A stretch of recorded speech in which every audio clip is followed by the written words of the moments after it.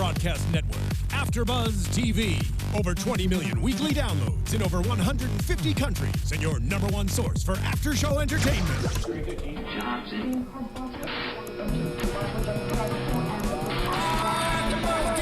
AFTERBUZZ TV, the destination for TV superfans. Producing aftershows for over 300 of your favorite TV shows. Interviewing celebrities and showrunners. And bringing you behind-the-scenes exclusives. All thanks to E! Entertainment's Maria Menounos, producer Kevin Undergaro, and internet leader Akamai. Now, let the buzz begin! Once again, we decided to play an older theme of General Hospital that we like so much. Yeah. Hello. This was back in the good old days. The best thing. This is the best theme of all of them. The best theme of all of them. Well, hello, everybody. Welcome. It is another GH Report. We are back for a third week. Yes. We're here, and we're all together. Yes! I know. All four, the four musketeers, the four amigos, your four hosts. I'm James Lott Jr. I'm one of your hosts, of course, and if I did this alone, I'd be by myself. That does make sense. Next to me, starting from my far left. Oh, that'd be me. I guess I'm also learning my senses of direction today, too. I'm Frank Moran. I have a problem with that, too, Frank. My name is Ladine Harvey. And I'm Lacretia Lyon. Yes, like that lion. From Empire, that's right, kids. And we are here to talk about another week that happened in Port Charles. And it was a week that was interesting because it was the new writers' stuff started airing. And I think I have a picture. We're gonna open up with that. And the new writers are Gene Passanante and Shelley Altman. So they actually replaced Ryan Cavallari, which I actually liked his writing. So I'm kind of sad they got rid of him. Yeah, for the most part, I liked him. I mean, even when he was on One Life to Live, I thought he was a good writer. Right. So yeah, he was a great writer. He brought it ushered in the 50th anniversary. He really brought it. So these two writers are now on and they're writing. And for me, I wanted to talk about it a little bit before we start because it's actually important to us talking about the show. Mm-hmm. I found it to be, I wrote these little notes down. I found out it to be the scenes were a little longer. Mm-hmm. The pace was kind of faster. That's it right there. That's it. The pace was faster and the writing was more in depth. In my way, they were explaining stuff from the past. They were talking, and the conversations were longer. What do you guys what are your initial things and thoughts you thought about it?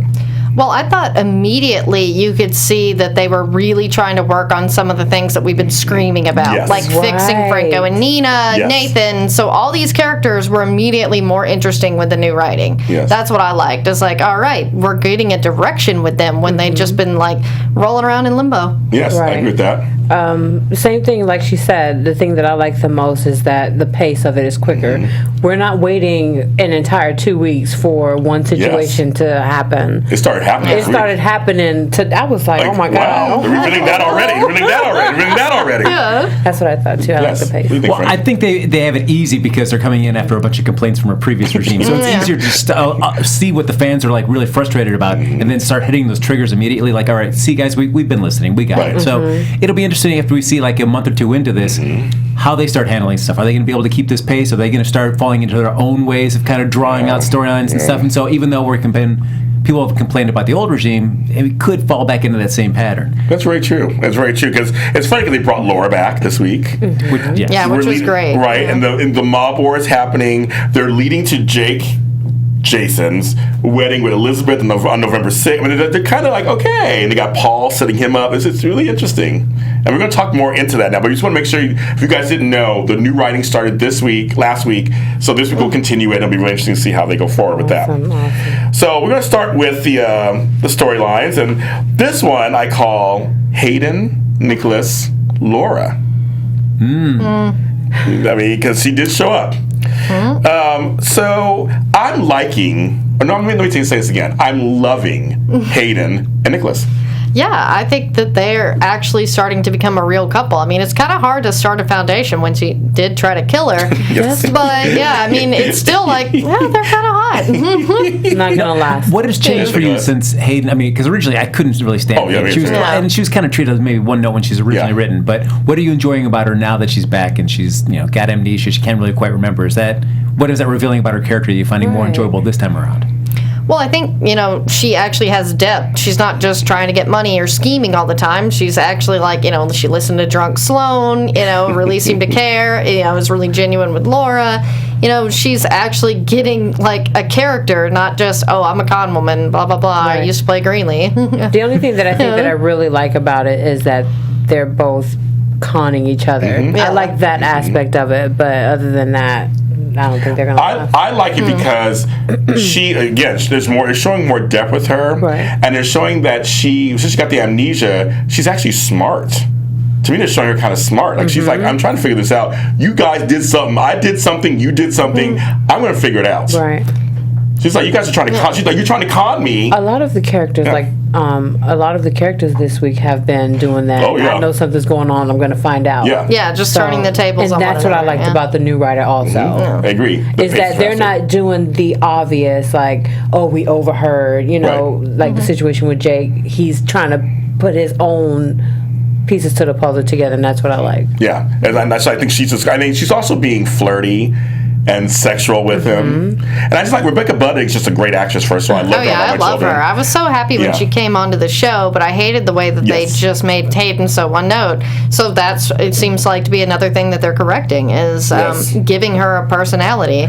And they show some flashbacks because she called Elizabeth. It was kind of funny. She called Elizabeth. Hey, poor Liz. We'll talk about her storyline a little later, but she's having the time of her. She's like, this week's been not kind to her. But I like that Hayden is just trying to piece things together and figure it out. And she's looking at Nicholas like, I do like you, but there's something going on there. There's something that's not right. And I love when she overheard. Yeah. Yes. He tried to kill me. Hello? Yeah. Right. He tried to have me killed. How do you come off with that? I'm like, your man tried to kill you. Yeah, this night out that she's planning with, it doesn't seem like it can end well. No, it shouldn't end well at all. It can't. Yes. We're going to try to kill her again. I know, but she's all like, I have something for you. Don't worry. You're gonna really deserve it. I was like, ooh. It seems like what's going on? Yeah, because she was like, you really deserve it. She's like, you're going to get it. I'm thinking it's 50 Shades of Grey something. Or something. I know. And then Laura comes in, of course. And I love it. Laura's just like, okay, Nicholas, just don't try it. Don't try it, Nicholas. Don't try it. So it's just really just like she has the truth. She knows the truth. Right.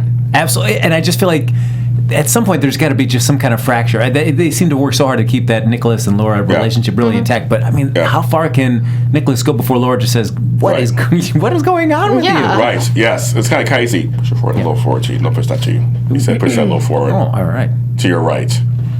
Look at the notes. Is that good? We'll take one. Thank you. All right. How about that? Great. Okay, good. Thank you. That's Zach in the booth. Okay. Yes. But it's funny when Laura and Nicholas had a little showdown. And he's like, do you believe I would, because that's the mother and son. Yeah. Do you believe I would kill? You wanted to think the best of your son, but concerning where his family lineage is, the Cassadines, man, it's tough to say no. You can't. How can you honestly say with 100% certainty that Nicholas would not do something like that? Well, especially after what happened with Liz, and being that Lucky is her son too. So I mean, there's still always been this great distrust with Nicholas because of where he came from. But then there's the fact that recent history he's shown to not put his family first. So of course Laura's going to believe that. Right. Well, he brought up to her. You know how some children bring things up to your parent and throw it in their face. Yeah, happened to me a couple times with my kids. But anyway, to the point where she said he was like, oh, like the time when you left me with the Cassadines to be with Lulu. I was like, oh my God, cracked her face. Yeah. Like, hello. He was trying to throw that pie in her face. Yeah, he's like, don't you dare try to overstep. Exactly. It's like people do things sometimes. Have you ever done? He's like, and you left me with the Cassadines. Right. Like, she was like, good night, everybody. I gotta go. Where's my purse? Gotta go. Thank you. That was it. The one thing Nicholas needs to really do is really get that security down in Windermere, because everybody just gets in there. Oh yeah, we'll talk about it later with Jason. It's not Spencer getting into stuff, and then you get Sam and Jake. Then you've got Laura just creeping around, and Hayden. Like, what's? Lock it down, Nicholas. Lock it down. I mean, it's an island. You have to get there by boat. You can't get better security, man. I think some dragons or something out there. Oh my God. What are they saying online? A lot of them are actually agreeing with us that, you guys, that Nick and Hayden. Stop, you guys. Right, you guys, that they're. Well, actually, but woman said the chemistry between Nick and Hayden is unreal. Oh, okay. I agree. Okay. But yeah, a lot of people are agreeing that, they feel like those two I see chemistry kind of. Like, I kind of see it. I mean, even though I want the Bridge to come back, that was my favorite with him, but that's another story by itself. And I don't want Elizabeth and Nicholas redo. No, not at all. So basically, it's a cat and mouse game between them two, between Hayden and Nicholas, with Mama Laura kind of looming out there. I'm loving it. With it kind of this. I'm hoping they do more with Laura, of course, and just have her do this. But right now, it's kind of cool because she's like, it's about truth. Yeah, and it's nice to have her just kind of mixed in with the storyline. Yes. Yeah, we'll get to. I think she pretty much told everything when she was talking to Jake. I feel like she pretty much just put it all. Yeah, we're gonna talk about that in the next thing. But yeah, it's Laura's around several storylines. She's kind of she's back. Right. Yeah. She is back and she's better than ever. Right. So that's what that storyline. The next one is I call it. This is a long one. Dante, Lulu, Valerie, Nathan, Dylan, Maxie. I threw in Olivia for a minute there, but she's kind of in it. It's a long. Okay, so I had a headache. Okay, here's the deal, kids. Follow us on Facebook at the GH Reports because there will be a big announcement regarding one of those folks within the next week or so. I'll make an announcement on there, so follow us on there. That's all I'm going to say, the little teaser. Anyway, as you're saying, so it's a lot of going around, musical chairs and. I don't know. Yes, go ahead. Just one of my irritating scenes this week was the scene with the PA, the director of the behind-the-scenes footage there, wanting to show Dylan the footage that he has, and then Dylan just like the scene was so badly written to make sure that Dylan did not see that footage. It's just so irritating to me.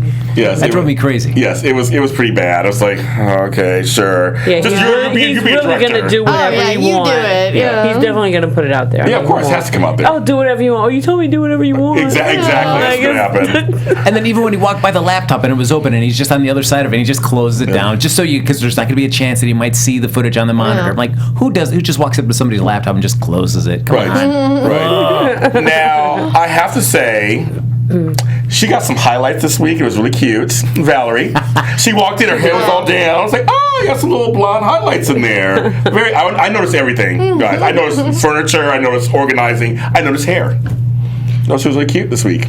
Because she was on a lot of scenes this week. You're a hair person. You should know that. I wasn't really paying much. I did like the tweaks that he did with the pregnancy test. At least, that was playing. That pregnancy test box got more airtime than Monica. I knew it was going to happen.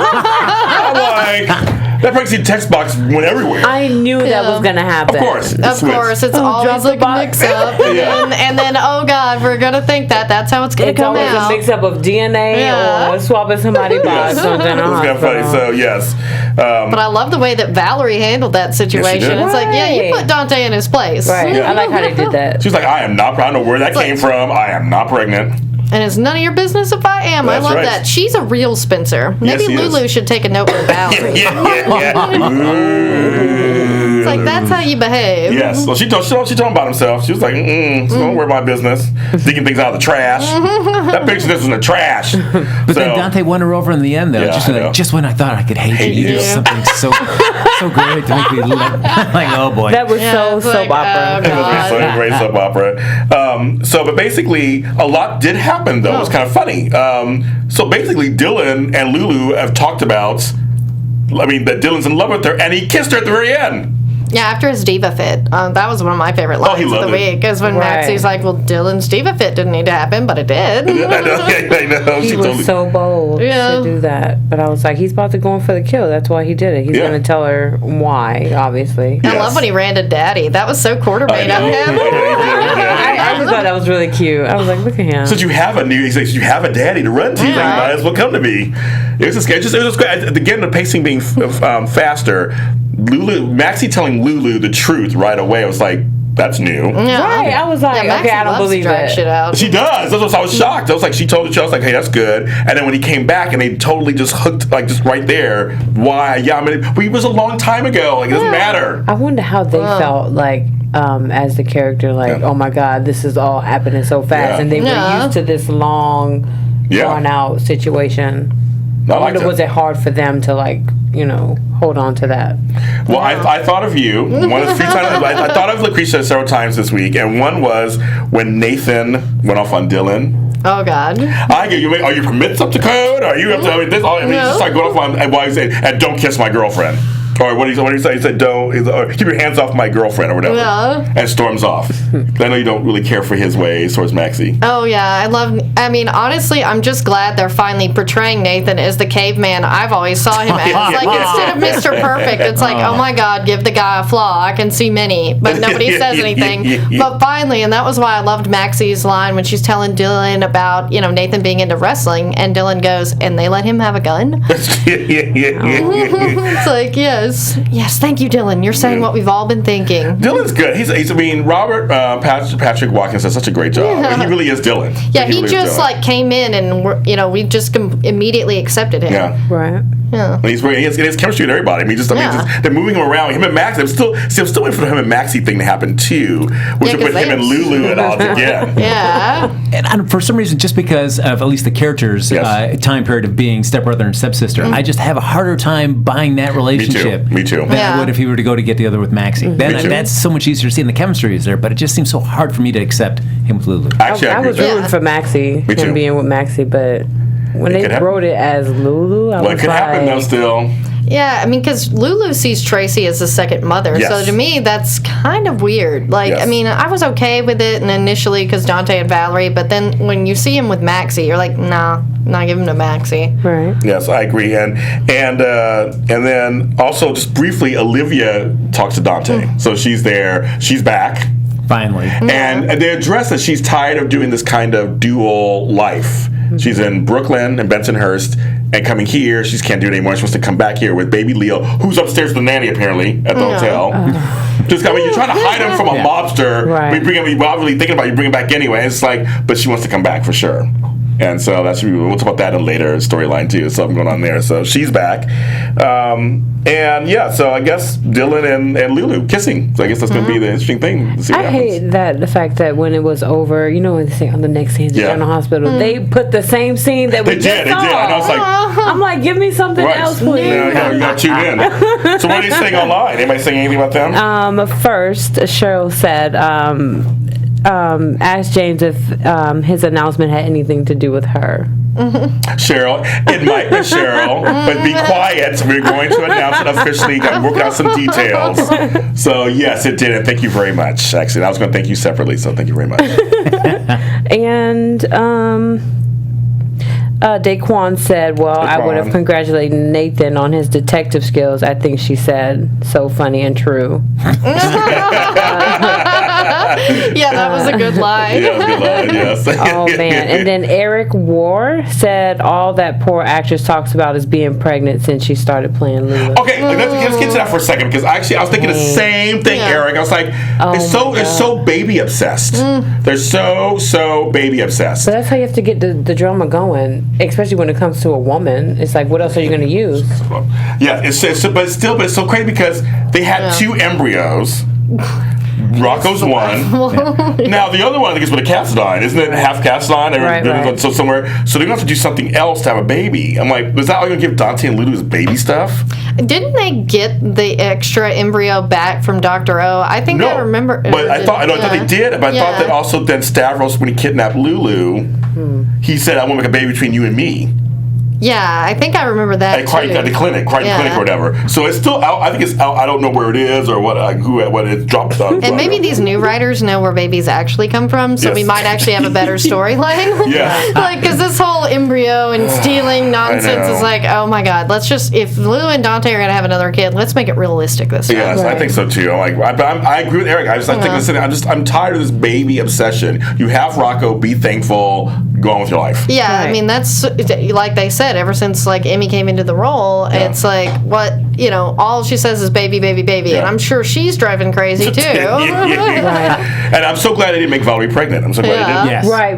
Because remember, I think that was one of my predictions. And I'm glad that it wasn't. They haven't done that. Thank God they haven't done that. But I agree with Elm 1951. He's talking about the name Leo. Yeah. Like, really, your dead baby. We're going to talk about that. I thought about that too. Like, come on, he didn't pick up on that. I don't think no mother would do that. Well, I have a funny thing about that. I have a funny thing about that. Okay, so we're going to go on to, this one I call, it's a long one too. And put the picture up, please. Jake, Elizabeth, Sam, Patrick, Laura, and little Jake. Little Jake is so creepy looking. On the staircase? He's so creepy. I know you can't see over there. It's like demon Joel. I mean, he's great. His name is James Niber, who plays him. He's a great kid. And he's the original one who played him, who came back. Right. But when they brought him, I was like, oh my God, he's like Omen 4 or something, Omen 5. Like, he's so like Damien. It's like, it's crazy. And I'm so glad for this, because like, sure, I was surprised that they didn't make any of Carly's kids really demon suits. Yes. But like Elizabeth, same thing. A woman with too many kids and not a great mom. Yes. One of them's going to be a demon. So, yeah. Well, especially the one that's been on Cassadine Island for years. Which I'm glad, again, the writing, the better writing, they're answering stuff. When Laura was like, have you had him checked? Yeah. I was like, no, he's fine. He doesn't have any friends or anything, but he's just, I'm like, wait a minute, girl. That's not normal. This comes down to that bad parenting. And exactly, it's like, it's not normal. It's like, he needs to have, he was on, she's like, does Laura know? Because she's been on Cassadine Island, too. Yeah, it happened to her. For 4 years. Yeah. Nothing good comes out of spending that much time on Cassadine Island. Cassadine with Helena. Y'all saw that look he gave on the staircase? I was like, it's over. It is. I was like, that's a little crazy. Yeah, but I like that Laura was kind of bringing that up and asking, like, so how are you doing and how are you adjusting? And he's just like, fine. Fine. So I'm like, he's not fine. There's something weird going on. Yeah, this kid's got problems. Yeah, it's kind of crazy. So that was one part, I think, because that's when Laura was talking. She was visiting Elizabeth, of course. Go see her former daughter-in-law and mother of some of her grandchildren. Yeah. Actually, wait a minute. Officially, she's the grandmother to all of them, and legally, I think. I guess legally she is all of them. But so Laura is just kind of like, okay, she sees Sam and Patrick. She knows they're engaged. She's shocked. That's kind of crazy. She's like, oh, I don't want to ruin your day. Right, but he's not, she didn't do all that. And she asked Patrick to be her neurologist. That's something that's part of her thing. Yeah. Right. Yes. I learned something a little new about that. Yeah, because she had the whole head problem. So it's kind of like, okay, but it was always off camera. She was off like in Europe. So it's like, good. She does need somebody here in town. So that's kind of good. But that seems like the nice fallback. Like she was thinking about that on the plane ride over. Like, all right, what's my excuse to go to Patrick and Sam in case I don't say anything to them? All right, I need him to be my neurologist. Okay, cool. So they're neurologist. You always got to have a backup plan. In case a new revelation in the soap opera world, they always have to have a made-up story, just in case. Right. And I just, poor Elizabeth, all week she was on edge. Everybody was just like ruining her plans. She just wants to marry the man she loved for 100 years, even though thinks he's Jake and he's not. I mean, she just wants happiness. That's all she wants. And honestly, I'm glad that Elizabeth's finally interesting again. Like, it's like, oh, okay, she's crazy now. That's awesome. Yes. More than, I much prefer this than the, oh God, nothing ever happens for me. Oh. Yeah, I don't like that, Elizabeth. This one, entertaining. Yes. The one with the veil, just looking at herself in the mirror, like, that was really? Like the true crazy. Like audition for the Bachelor style crazy. Yes, that was crazy. And I loved when she found out that Sam and Patrick were engaged. You would have thought she was going to leap and do cartwheels. She was so excited. Oh, yeah. She's like, oh my God, you are? I'm next. I'm next. It was like, oh my God. No, we didn't want to ruin your engagement. But she was like, I don't give a care. I'm so glad you guys are engaged. She's like, I'm on the home stretch. She's like, I get to November 6th. Elizabeth's like, I got to get there. And I got to get there. Stop ruining my stuff. Laura, go away. Everybody go away. Like when she called, Nicholas was like, you gotta get a hold on your mother. He was like, your mother was asking questions. Yeah. Take care of your mother. Well, she was basically just browbeating Jake the whole time. Don't you really think you should know who you are? Yeah, I love but she should say that. Giving her everything. She was giving her give him all the information. Yeah. And that's why he asked Sam, help me find who I is. Yeah, what? You might as well just say, like, your name rhymes with Mason. You have a kid and a wife. Right. And, you were a hitman and a rich boy all in one. All in one, yep. Still have everything. Yes, but I love it. She's like, you're making a big mistake. I was like, you tell him, girl. But I was wondering where little Jake was actually. I was thinking you brought him on the show, you got him back, and then you hadn't seen him in weeks. No. And so when they brought him on with a little cut on his face, I was like, something's going on there. Oh, one of my favorite quotes, it's not my quote of the week, but one of my quotes I did like was when Sam and Jake were talking to Hayden and Nicholas at Kelly's, and she says, and Hayden's like, well, I guess you don't have a relationship with your cousin. And she says, I quote, I do want a relationship with my cousin. When he comes back, will you let me know? Yeah, I like that too. Great line. Yeah. Like, that. You tell him, girl. Tell him. He's a bad Cassadine now. He was a good one. He's bad. I like that. Yeah, that's a good one. So I think that storyline's really interesting because, again, it's not a race to November 6th. I think it's what it is. Basically, this is the wedding, right? Nope. Yeah, I'm thinking that's where it's all going to blow up. Yeah, I think so too, right? That's where all going leading to. We got Jason and Sam on Spoon Island, climbing out of. Always. And they show the scene for next week where he's like, oh, she's going to fall. Yeah. And going back to that, Emma? She's basically doing the same thing. Okay, I have a separate little set thing for Emma. We're going to talk about because they had a lot of Emma and Anna. We're going to talk about that. Emma was smart. I'm sorry, Emma was a smart one this week. I think. Oh my god. We're going to talk about that. I like little Brooklyn's her name in real life. I love her. Right. We're going to talk about that because she said some stuff that I was like, you're right. Right. There. So yes. So they're on Spoon Island stuck while Hayden and Nick's about to get down in some room on a desk. Yeah, I just don't know. It's like I feel like after all this comes out, I mean, Nicholas, I mean, he's going to be just so evil at that point. I mean, at some point they're going to have to do some kind of big event where he's going to be able to be redeemed in some fashion, but a little bit further down the road. Him and Elizabeth both. It's going to be. We said this last week. The fallout's going to be amazing. So many things are unraveling. It's going to be amazing. Oh my God, it's going to be amazing. It's like, what are they going to do with them? I mean, how can they? I mean, Luke raped Laura years ago and he got redeemed somehow. So I mean, I guess you can redeem them somehow. I mean, rape is bad, so I guess they could redeem them. I guess. I mean, Todd Manning was redeemed, and he was really one of the worst villains on One Life to Live for years. I mean, same thing. I mean, anybody can be redeemed in the soap world if they write him the right way. I guess, right? But it's going to be amazing when the fallout happens. Oh my God! I mean, Elizabeth's going to get it. Nicholas, he's already kind of bad, so they're kind of like, okay, he's a Cassadine, but I mean, virginal Elizabeth. Yeah, and I'll be curious to see. Like what? How long? I know. I wonder if Nicholas will still back her up, or is he going to just cut Liz aside just to be like, just like Justin Timberlake did to Janet Jackson on that nipple game. He was like, I don't know what happened. Her nipples. I don't know what you're talking about. Meanwhile, I left Janet out there hanging, literally. Anyway, yes, but he's saying online. Our Melvin fan said something really interesting. Say it, girl. I know her. She said, I'm sorry. I said he. I'm so sorry about that. Said there's definitely something up with Jake's scratch. It was necessary to write that in for no reason. I think it's a sign of like some type of medical emergency that may expose Jake's real. I think that's a good one. It's a great one. Yeah, that'd be, a nice, easy way to blow it all up without anybody having to, say a word. That's true. I agree with you on that one. Oh, my God. I can see that. Mm-hmm. I could definitely see it, too. So, the next one we can talk about, I titled this one, Tracy, Paul, and Michael Corinthos Quartermaine sides. Because I thought of you, because they actually talked about his both, people kept bringing up his both sides. Yeah. Smart. Finally, because that was the thing, is like they're not even addressing it. And I just love how they've started dressing Michael like an 80s Coke dealer. I mean, and they're really pushing him into the mob now. And I know it's to write Sabrina out because the actress is pregnant, but it's just like, okay, we need to explain why Michael is just 180. Like, all right, now I'm a mobster, no longer a Quartermaine. Like, slamming the door in Tracy's face. I hope Sabrina slaps that boy. Now, side notes, again, I don't know if you noticed this, Tracy had new hair. She did. She had burgundy. It was all cute. So it was like a little bob. I was like, go on, Tracy. I was like, looks good, Jane Elliott. We love you, so look good. I noticed everything. So anyway, so that was kind of, so they totally got into it. And one of the lines I liked was, Paul to Michael. It would be a shame to give up all you built as a Quartermaine to follow your instincts as a Corinthos. Great line. Yeah. Yeah, I really loved Paul's conversation with Michael. Great line. It's just kind of funny. It's like, here you are. You've been all this Quartermaine stuff, and your father. When Tracy said your father was AJ. Yeah. But you got the Sunny thing, and I actually believe Tracy really feels for him.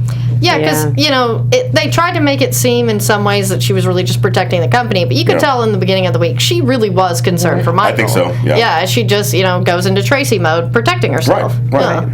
After a while, I did start thinking, the end of this week, I was thinking, I think it's more so for the company. That's what I started feeling. It did look like she cared about Michael, but then I don't know, to get Paul involved in it, I was really turned off about that. Okay.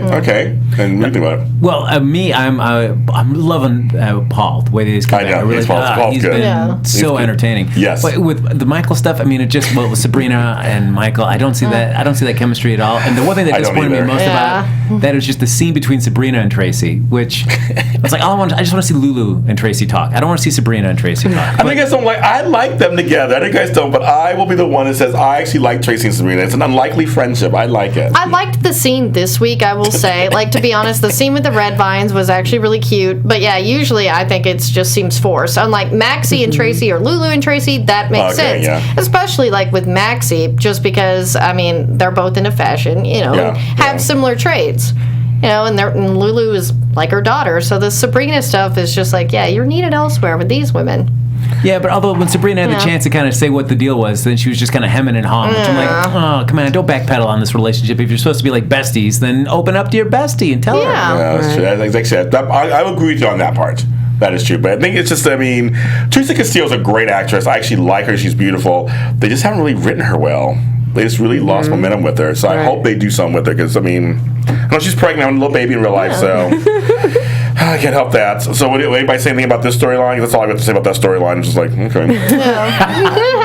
Are you seeing these comments? It's ridiculous. Elm1951 again said Sabrina is in denial. She can't believe she's pregnant again.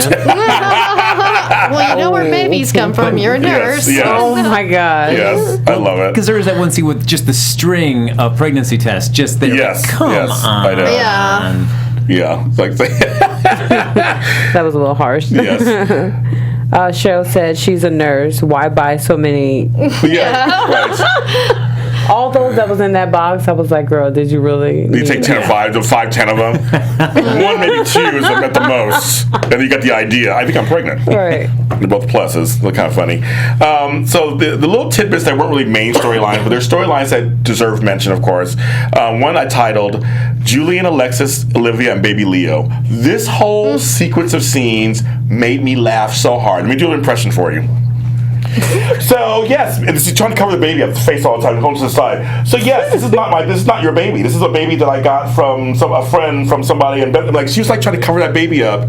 And Julian's like, okay, let me see the baby. Let me see the baby. Let me see the baby. I was like, wow, that was the craziest scene. Right. Yeah, I was just impressed she was able to, call on her Chuck guest star role as a con woman and just come up with that all on the fly. I was like, whoa, go Lisa. That was awesome. But we brought up earlier the Leo written on the blanket. Yeah. I think even in real life, away from soap opera, if a mom had a dead child, you think she's going to put that cover on another child? Of course not. Of course not. Julian's not real bright, I guess. He's always falling for it, and Alexis is like, dude. Well, Julian opened up the episode. He was making out with Alexis in bed and shirtless most of the scenes. He pretty much just had underwear on, so it finally answered the question, could Julian wear less clothes? Yes. Yes, he could. That's all he did that kettleball and just start doing some...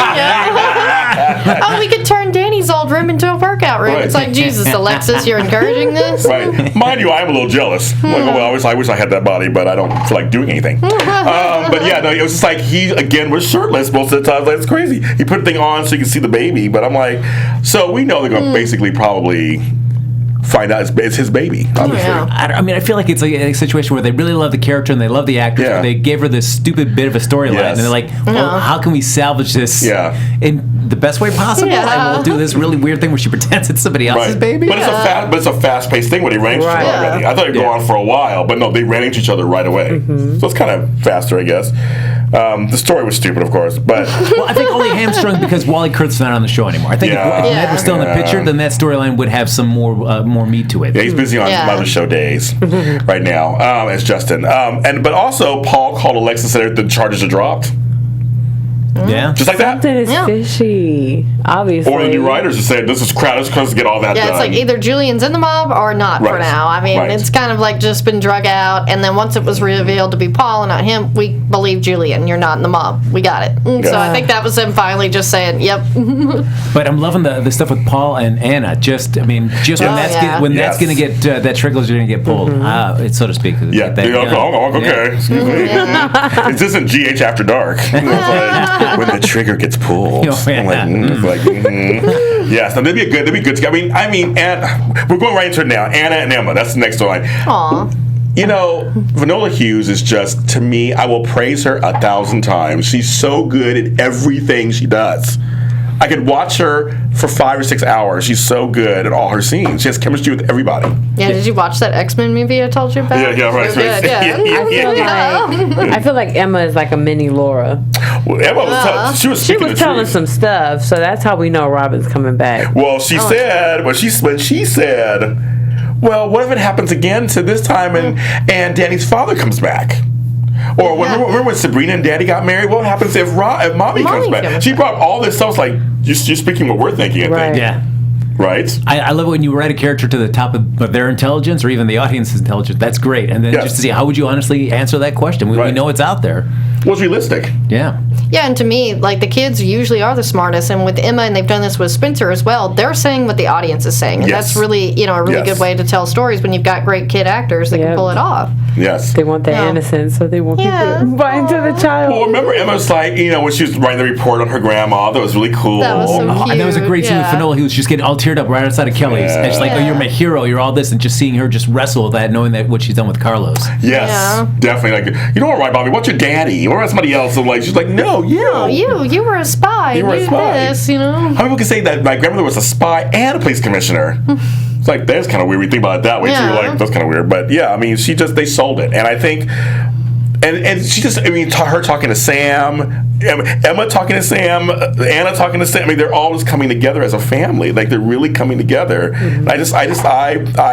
I tear up myself whenever I'm just kind of like watching Danny's not bringing the heat, though. Yeah. No, Danny. They had that one scene where he said something, but yeah, he's not, he's not doing anything. But I think it's really realistic because on these shows, because it's so outrageous, there has to be some kind of realism. Like, what if somebody comes back from the dead again? I mean, it's kind of like a.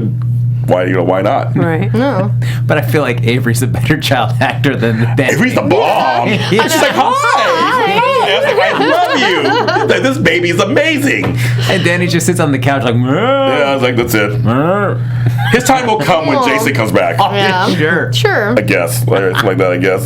So yeah, that was cool. And then the next one we're going to talk about is Anna, Franco, Kiki. I actually enjoyed this storyline. Yeah. It's like they're becoming a family of misfits on their own, kind of. Yeah, and I think it really addressed the situation where we're like, what are they going to do with Franco and Nina? Yeah. And they finally, made them much more likable, much more grounded, because I like the camp every once in a while. Yes. If Heather ever shows up, go back to that. But make it short. I mean, because, they have to be realistic people for it to be entertaining. I love Kiki's line, either my family is dead or dead to me. Yeah. That was almost my quote of the week. That was a good, I was like, that's a good one, girl. It's like dead. Because, first of all, who brings a baby in a floating rib? It's a bar. Yeah. I'm like, you finally get your baby. You were in prison. You were dead. You finally get your baby. You and your brother go to floating rib to a bar. Right. I'm thinking they're trying to sell this as a restaurant, but it's like, no, sorry. It was a bar for years, and it's the same set. It's a bar. Right. Meanwhile, your other daughter is getting drunk over there and groped by men. Yeah. Right. And I actually like the fact that this week they gave Kiki some, they moved her quickly from that dark side that they were trying to put her in. Because for me, I wasn't buying it. Okay. I feel like that role just doesn't fit her. For her to be like some type of evil child gone crazy. Yeah. Right. So I like the fact that they were able to resolve something, and I want to see what they're going to do with her next week. Yeah, they totally made her become like this sympathetic character a little bit. It's like, you have been to, your mother slept with your boyfriend. Yeah, and right after your dad died. You find out. Right. So yeah, it's realistic for her to be spiraling out of control. I'd be a little upset with the chick. I can't be mad at her, if she did that to me. Yeah. I think so. Going back to the floating rib, though, I will never accept that as a legitimate establishment unless I see Coleman behind the bar. Coleman! You don't see Coleman, then I don't care. Where's Coleman? Or even Mac. I mean, isn't Mac supposed to be behind the bar? Who are these other people? I forgot the actor's name. I've seen other stuff too. Whoever plays Coleman, call me, text me, tweet me. I want you on our show. We'll bring you on. Yes. When you're on here. I have a million questions for Coleman. Me too. No. I like when him and Kate were together. Yeah, that was cute. They're like secretly together, so that was kind of fun. We like Coleman. But yeah, so I'm really glad to see that they're that Nina and Kiki, they have a lot in common. Yeah, Absolutely. I actually like that they had that little understanding scene because they're like, oh, she hates me. It's like, Right. wait a minute. That's No, what we I really don't. You know, we got over, Nina went to the loony bin. Kiki hates her mom now, so they kind of agree. I'm telling you, everything was on the roll this week. It was. And next one, because we'll see what the fans think about all this stuff in a second, but the next one is Sabrina and Felix. They brought Felix back. I love my Felix. Mark Samuels. I like Mark Samuels. He's the actor. And so he played the best friend, basically, to Sabrina and kind of like pushed her to get the pregnancy test, pushed her to like, all this kind of stuff. And it's like she needed that tough love that he always provides. He's a truth teller. So it's kind of just got to have him back. I was so frustrated that they had written him out, though, because I liked that role that he served in this show. Because I felt like he always was helping to push storylines along because he was like, no, you got to do this, you got to do that. He was always calling people out on stuff. I agree. Yeah, like Carly and Brad. Yes. And, it wasn't just for Sabrina. No. Felix actually has a pretty good supporting role, so I'm surprised that we don't see him more often. I know. Did I hear correctly? Does he have a man? Yeah, I think he's always talking about what is Something it like that Donnie? hosts, I think it's the guy that hosts the red carpet thing. Yeah, so he's like, he always talks about. I think that's who they tied in there, and I'm like, oh. I was like, okay. I guess he has a man now or something, but obviously it's off camera. We don't see that anyway, so that was interesting. But you can barely see Brad and Lucas either. I know. What is their deal? Don't even start on that one. I know. But yeah, I thought the scenes were great between they were being best friends and they were talking. What are they saying online? Anything? I just see Cheryl said that baby Avery said hi because Morgan said hi. Ava and the baby name is Ava. You say hi. That was funny, right? He's like hi. And that's a cute I thought little that baby. was so cute. I thought it was cute actually too. It was a cute little baby. That goes into Sunny, Carly, Julian, and Avery. Basically, we had to have Sunny and Ava meet up. You loved it. I loved it. Did we all not know he would be paralyzed? I mean, that's just the natural progression. It's like, oh wait, he's not going to be able to walk for weeks. Yeah. So I didn't think that. Okay. I just thought that was the part where I felt like, okay, now the writing is too fast for me. That's really fast. Because he just came out of. It's like, hi, wait, marry me, Carly. Right, when Carly's like, look at me, or I was like, and he did, and I was like, all right, this is moving a little too fast right now. Yeah, well, now he's in a wheelchair. Now he's in a wheelchair, threatening Ava. That scene was just so great. Ask other people what's that happened when they cross me. I can't because they're not around. I loved it though. Yeah, it's like, you look real threatening. Yeah, in a wheelchair with a bag next to you. I started to get a sense of the old Sonny. I was like, I'm liking this. He's gonna fight for his baby. Right. It's like, all right, Ironside, Sonny. Yeah, Ironside. Tell him Ironside. If you know what Ironside is, just Google it. That's a great one. But and then they might get married. I mean, Sonny and Carly are gonna try it again. I guess. And then something else is gonna happen. And then Michael's like, I'm here for you, Dad. Always. Like how it should be. Oh, look at this. He says, see, you got different opinions. I love it. You guys like it. I mean, we're thinking, oh my God. No, he killed your dad, honey. Right, His dad's not there. Yeah. So guess what? He has to cling to the next thing in line. So I just always think of Empire Strikes Back. Whenever it's like, you killed my father, I am your father. That's Sonny, you got to say that. Like, really, come on, Maurice. Put it in there. Put it in there. I love it. So we're going to go to now our segments we do every week. We have these fun little segments that we do that talk about some various aspects, thank you, of General Hospital. And we always start with, and he wasn't here last time, but he's here today. Oh. Yes. Get him to the ER stat. Frank, take it away. The character, as much as we talked a little bit earlier about him getting a little bit better writing here, the character I got to talk about this week is Nathan West.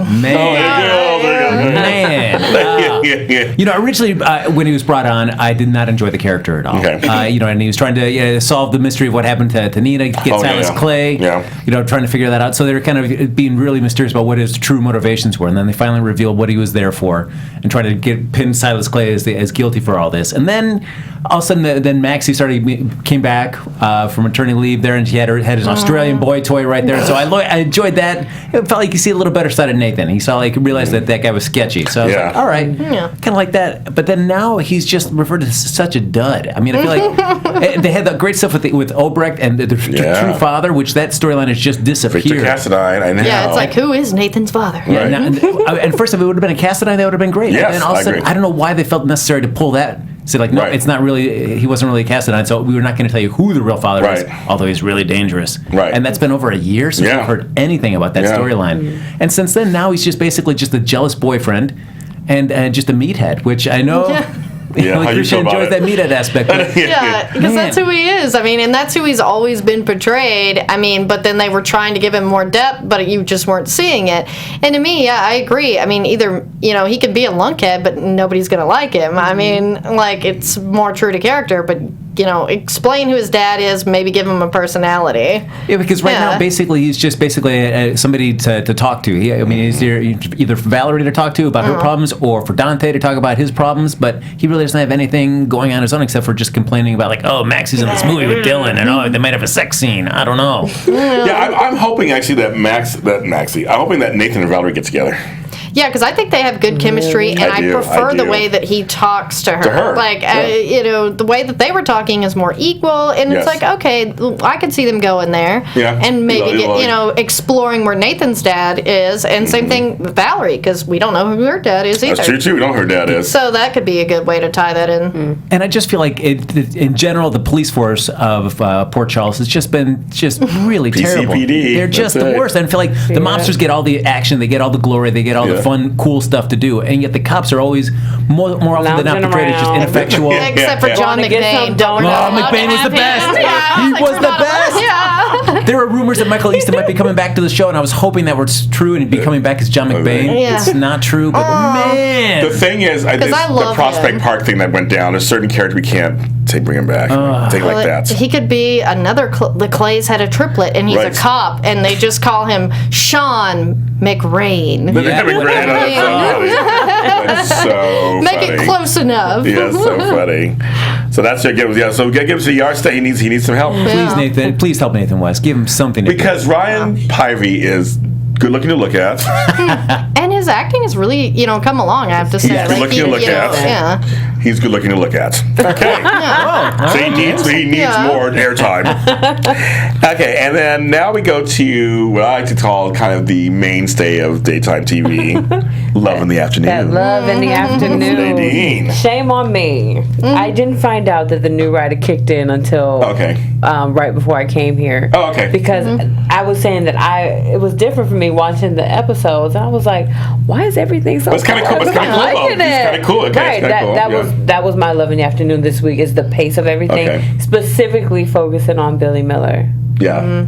Oh my goodness, I like the fact that he's not now like head in the clouds. Everybody was usually just speaking. Yeah. I don't know. Yeah, he's now I like that he's getting on the move. He's going out for this information. That's what I really, really love this week.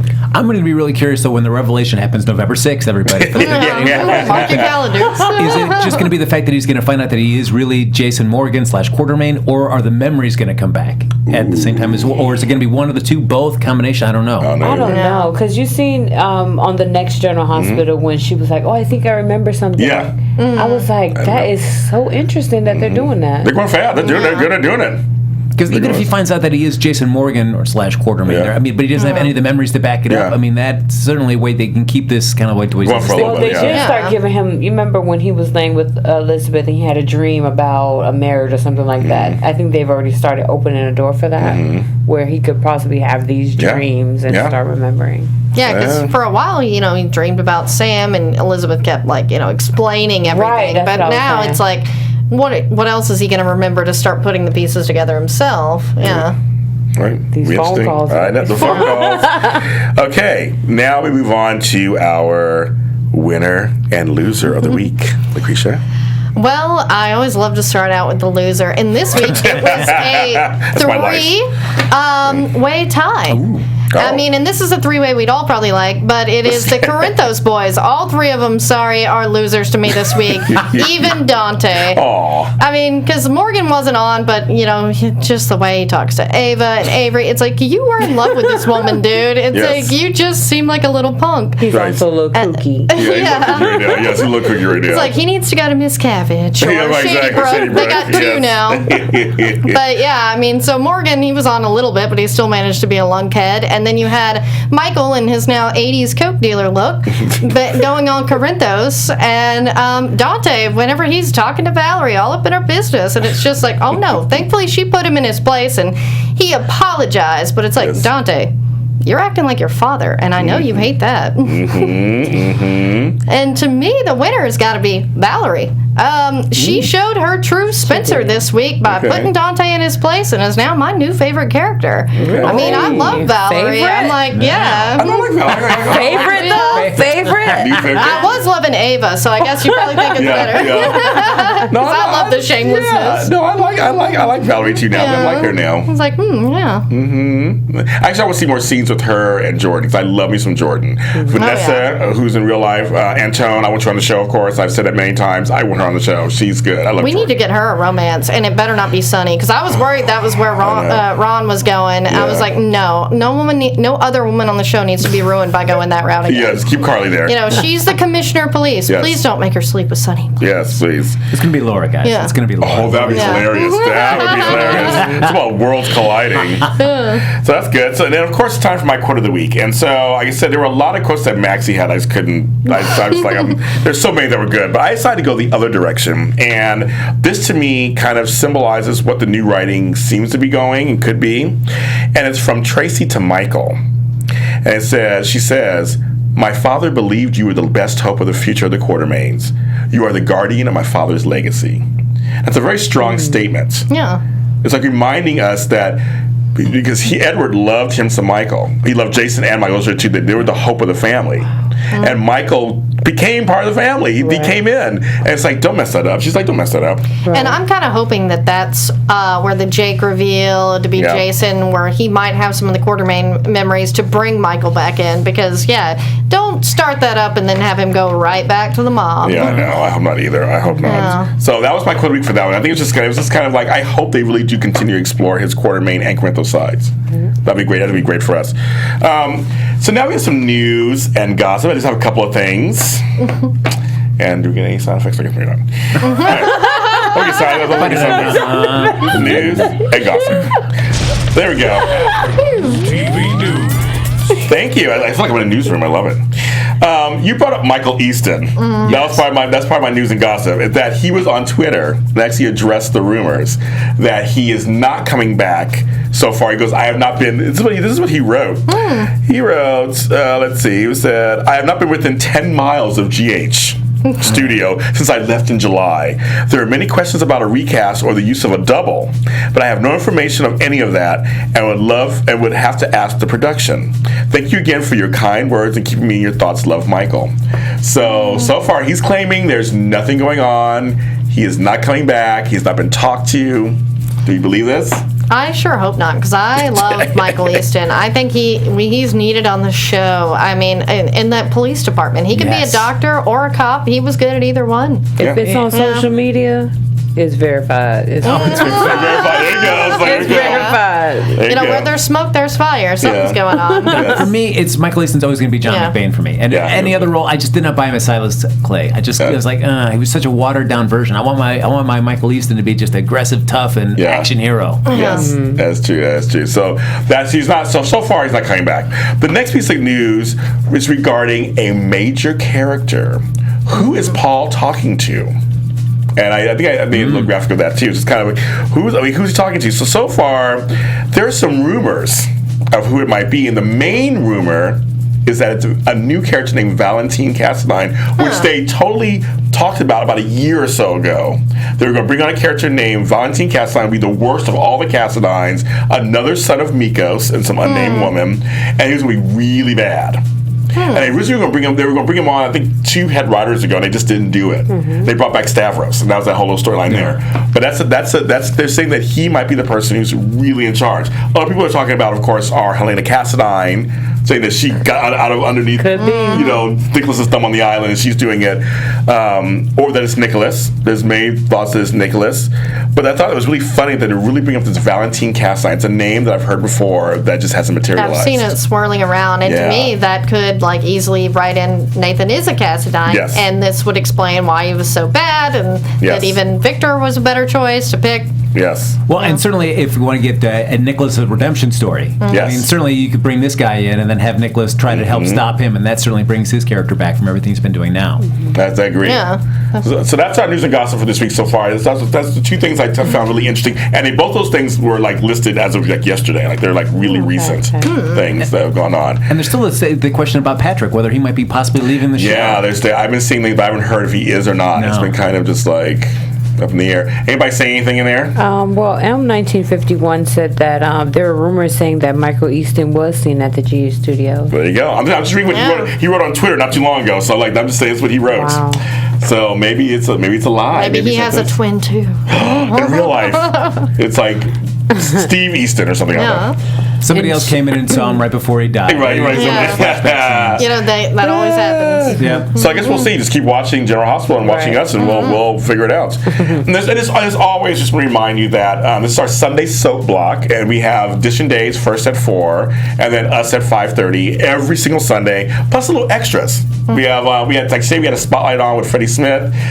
Again, follow Facebook, and we'll have some announcements for you that might be happening during our Sunday soap block. There it is. So it's kind of, we want to bring you the best in soap entertainment from Days of Our Lives and General Hospital every single week, and that's what we'll be doing here every week, and I want to mention that. And again, follow us on GH Report on Facebook, and also Edition Days, we like Days of Our Lives on Facebook also.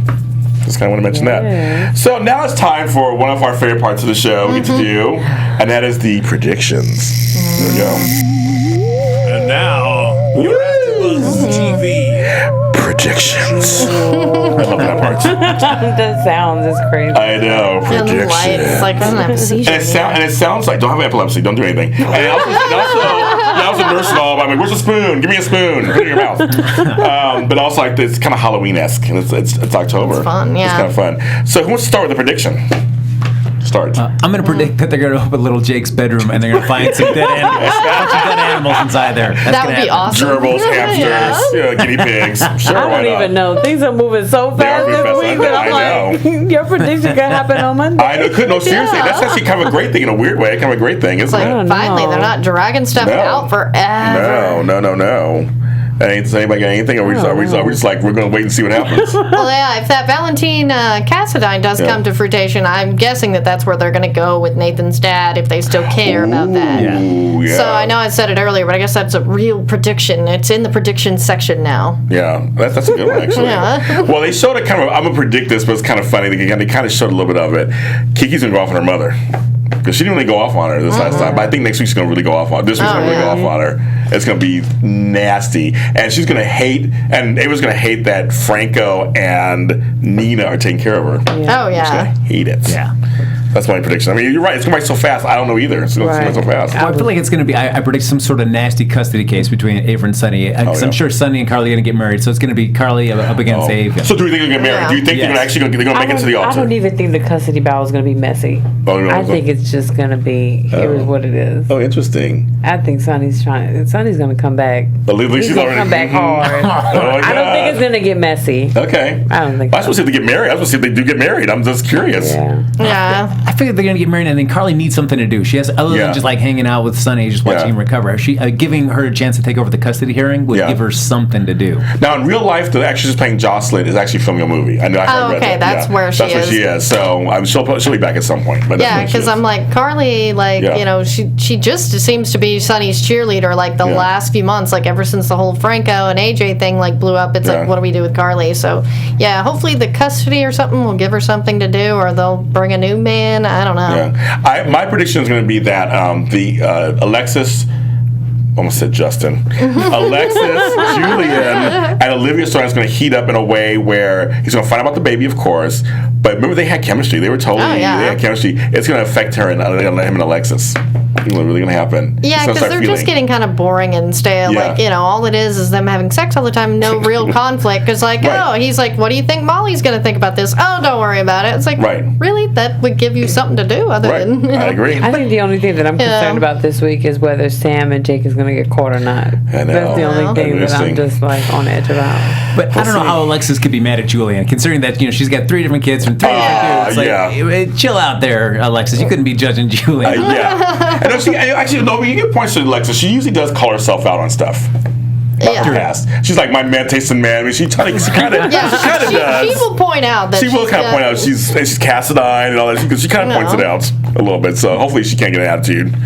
So that's another edition of GH Report. We did it. Yeah. We did it, you guys. And so, folks, tell them where they can find you, starting with Frank. You can find me on Twitter at HappyGoJackie. That's JACKIE there, and you can catch me at IO West every second Thursday of the month with my Herald team Max. Yes. Hey guys, you can catch me on Twitter at Ladine_Harvey and Facebook at Ladine Harvey together.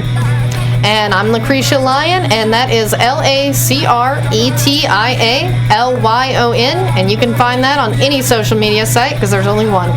That's right, kids.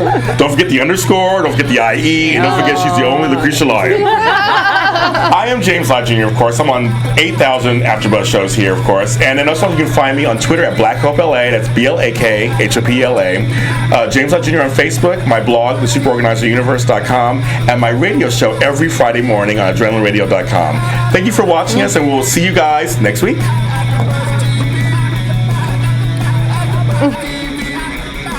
From executive producers Maria Menounos, Kevin Undergaro, Phil Svitek, and the entire AfterBuzz TV staff, we would like to thank you for listening to the AfterBuzz TV network. To watch or listen to other after shows and post comments or questions, be sure to visit AfterBuzzTV.com. I'm Sir Richard Wentworth, and this has been a presentation of AfterBuzz TV. Buzz you later. The views expressed herein are those of the hosts only and do not necessarily reflect the views of AfterBuzz TV or its owners or principals.